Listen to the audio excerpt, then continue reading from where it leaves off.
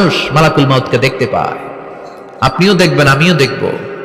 মুমিনদের কাছে এসে মালাকুল মাউত একজন যুবকের বেশে সাদা ধবধবে জুব্বা পরে সুগন্ধি মেখে মুমূর্ষু ব্যক্তির শিয়রে বসে বলে, ইয়া আইয়াতুহান নাফসুল মুতমাইন্নাহ, হে প্রশান্ত আত্মা, উখরুজি ইলা মাগফিরাতুল্লাহি ওয়া রিদওয়ানি, আল্লাহর ক্ষমা আর দয়ার দিকে বের হয়ে আসো।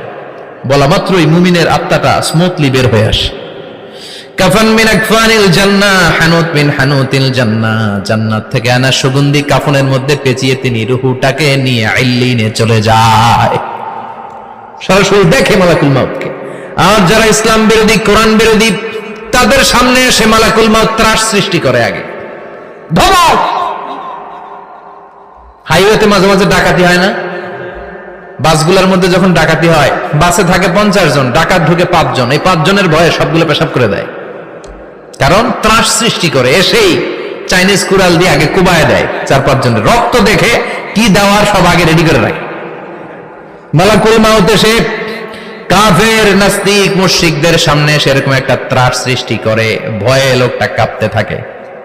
ওর কাছে ভদ্র ভাষায় কথা বলে না, সুন্দর জামা পরে আসে না, কালো কুচকুচে চেহারা, ভয়ঙ্কর একটা রূপ নিয়ে, আকৃতি নিয়ে ইসলাম বিরোধীদের মাথার সামনে আসে।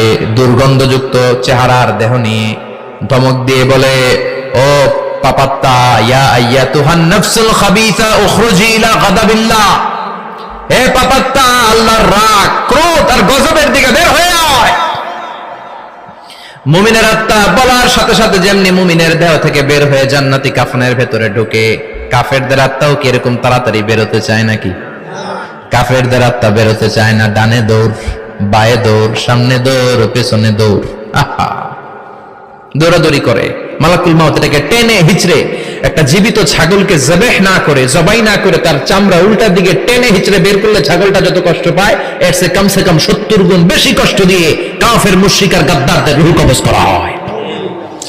আল্লাহ, এই পরিস্থিতি থেকে তুমি আমাদের বাঁচাও। মুমিনদের রূহ যেমনি কবজ হয়, ওইভাবে রূহ কবজের ব্যবস্থা করে দিও।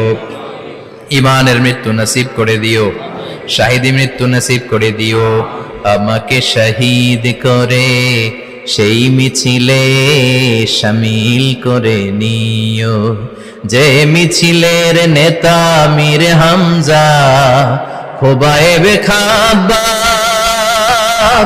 আল্লাহর কাছে ছিল অতি প্রিয়, শামিল করে নিও।